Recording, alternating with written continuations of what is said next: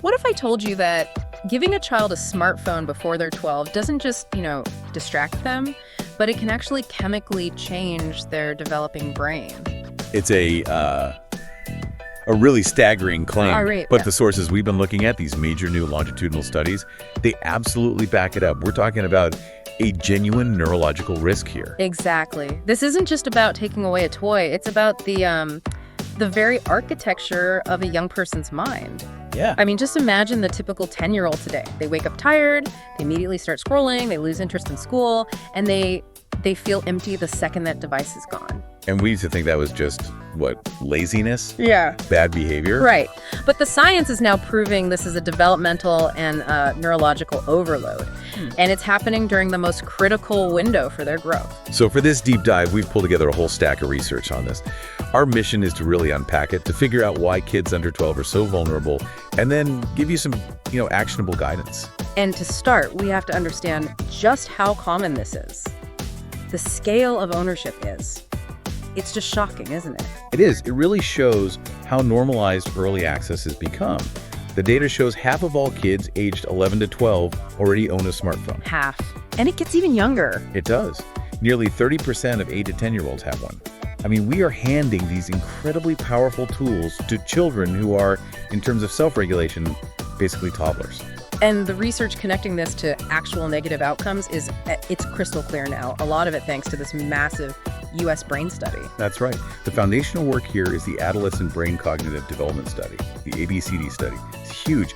They're tracking the health and brain development of over 10,000 young people. 10,000? And what they found is the hard evidence we needed. Owning a smartphone early, so we're talking about age 12, is consistently associated with increased risks. And not just small risks. We're talking about two huge areas, physical health and mental health. Precisely. The researchers saw significantly higher rates of depression and insufficient sleep in that younger group who got phones early. And obesity too, right? Yes. They also noted an increased risk of obesity, which makes sense when you think about the link to sedentary behavior. So why is age 12 the magic number? Why does that marker keep popping up in the research? What makes a 10-year-old so much more vulnerable than, say, a 15-year-old? It all comes down to development. The rationale is all about the prefrontal cortex. You can think of it as the CEO or the air traffic control center of the brain. The part that's in charge of good decisions and stopping you from doing dumb things. Exactly. Impulse control, long-term planning, all of that. And in a preteen, that CEO's office is still very much under construction. Especially before age 13 or 14. That's the critical window. Before then, that area of the brain just isn't equipped to manage the kind of rapid-fire stimulation these devices deliver.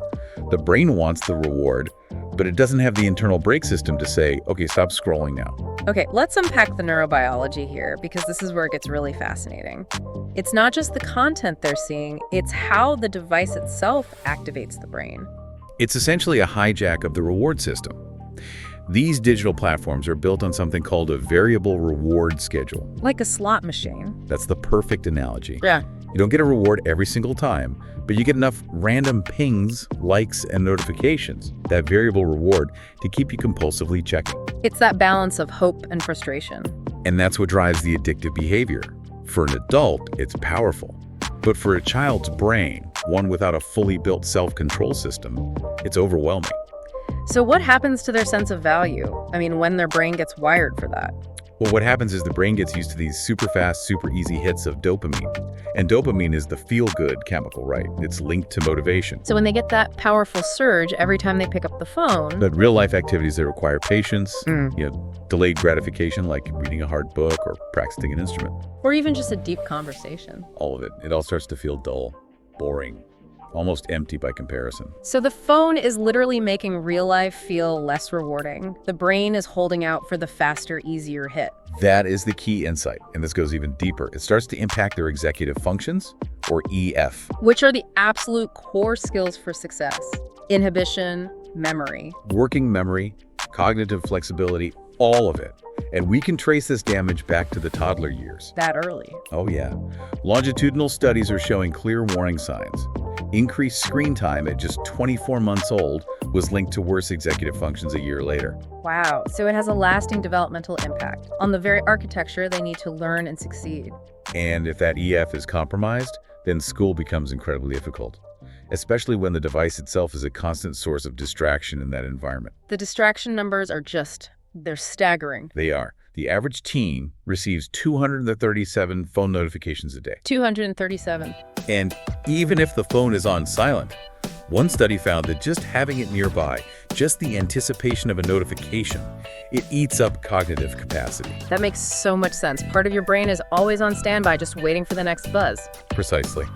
Researchers estimate it can take up to 20 minutes for a student to fully refocus on a complex task after their attention is snagged by a notification. You can see why deep learning is becoming such a challenge. And it gets worse. Excessive smartphone use is also linked to reduced brain functional connectivity. The parts of the brain responsible for cognitive control aren't talking to each other as effectively. So if the brain is changing, what about the body? Let's get into the health risks, starting with the big one for every parent: sleep. Sleep disruption is one of the most immediate and profound consequences. Using a phone right before bed is strongly linked to more depressive symptoms and more anxiety. Because of the blue light, right? Exactly. Yeah. The blue light from the screens actively suppresses melatonin production. Melatonin being the hormone that tells your brain it's time to sleep. Correct. So you suppress that, you shorten your sleep, you make it harder to fall asleep. The study even noted that using the device in a dark room was linked to an even lower quality of life. And this is all happening during early adolescence, ages 11 to 14, which is already an emotionally explosive time. Social media just throws gasoline on that fire. It's the peak time for body self-consciousness, for social comparison. And the research backs that up. It does. A pilot survey found nearly 1 in 5 kids in that age group reported body dissatisfaction that was directly related to what they saw on social media. And what was triggering it? Was it celebrities or their own friends? It was almost an even split. 54% said it was celebrity photos, and 53% said it was photos of their own friends. It's this constant exposure to curated, idealized, and often just fake standards of life. And the consequences of that feeling are very real. Not at all trivial. The kids reporting that body dissatisfaction had clinically higher rates of depression, more online social anxiety, and they found it harder to make new friends. They felt more isolated. So the tool they're using to connect is actually making them feel more alone. In many cases, yes. We also see a link to basic behavioral problems. One study showed that high-frequency use of popular digital platforms was associated with developing new ADHD symptoms. Okay, so this all sounds, it sounds incredibly bleak. It basically confirms every parent's worst nightmare. It does paint a pretty stark picture, yeah. But, and this is a really important but we found in the sources, what if the problem isn't the smartphone itself? Ah, yes. The nuance. Exactly. Well, what if the real issue is, how early we're giving it to them, and maybe the fact that we're providing zero guidance? that distinction is so important. It's easy to demonize the device. But the researchers themselves, even the lead investigator of the ABCD study, admit that for older teens, phones can be constructive. They can strengthen social connections, help with learning. Right. And when you actually ask kids what they like about their phones, they give you some pretty practical benefits. Like keeping in touch with friends, using WhatsApp.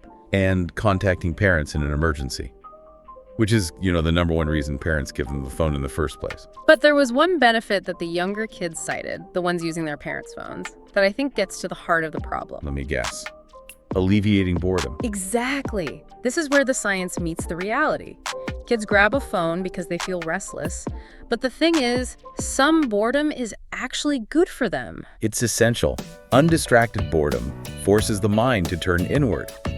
It's where creativity comes from, self-reflection. It builds resilience. So if you're constantly teaching the brain that any moment of stillness waiting in a car, standing in line, has to be filled with high dopamine stimulation. Then they never develop that internal muscle, that ability to manage their own minds. We're inhibiting that growth they need to become emotionally independent. Okay, so knowing they aren't going away, what are the actionable strategies? Let's focus on the concrete steps for parents. Let's turn the science into a roadmap. First, the age guideline. Experts are really coalescing around 13 or 14 as the milestone for a smartphone. To align with that prefrontal cortex development. Exactly. Give them a fighting chance to build self-regulation skills before they dive into that world. Second, the sleep rule. This one is non-negotiable. The 90-minute rule. The 90-minute rule. No blue light emitting screens, phones, tablets, anything for a full 90 minutes before bed. That allows their natural melatonin to kick in. It's a direct, science-backed intervention. But what about the safety argument? My kid needs a phone for soccer practice. That's where we need to shift to device alternatives. Look into basic phones or dumb phones. They can call and text for safety, but they can't have third-party apps, no social media. Or those mobile watches for younger kids. Those are also a great option. They solve the safety problem without opening the Pandora's box of the digital world. And then when they do get a smartphone, how do we protect them from that toxic social comparison we talked about? This requires ongoing digital literacy and emotional checks. You have to actively teach them contextual awareness. Talk about the celebrity photos, explain that they're edited, curated, that they aren't real life. So it's not just lecturing them, it's a conversation. A constant one. And it shouldn't just be about rules, it has to be about feelings. Ask them, how does the phone make you feel right now? Are you happier after scrolling or more anxious? Help them plan time away from it. The last thing is education. It usually starts way too late, right? Way too late. Formal digital education often begins around age 9 or 10, but kids are using devices much, much younger. It has to start the moment they first use a parent's phone. And it needs to explain the why. Yes, explain the neurobiology. If they understand how that reward system is designed to hook them, they're much better equipped to handle it. At the end of the day, childhood is becoming shorter, and technology is replacing that crucial time for imagination and face-to-face interaction. But this research gives us the power to change that if we act early and set boundaries. That ability to just be still, to tolerate silence, that might be the biggest casualty of all this. Which brings us back to that idea of boredom. And that raises a final provocative thought for you to take with you. If we constantly remove the discomfort of boredom for our children by handing them a screen, are we inadvertently extinguishing the creative spark and the self-reflection they need for true emotional independence? That inability to be still with themselves might be the greatest long-term cost. It's definitely something to think about. Do you think kids should get smartphones before the recommended age of 12? Type white yes or NO in the comments. We really want to know what the parents and learners in our audience think.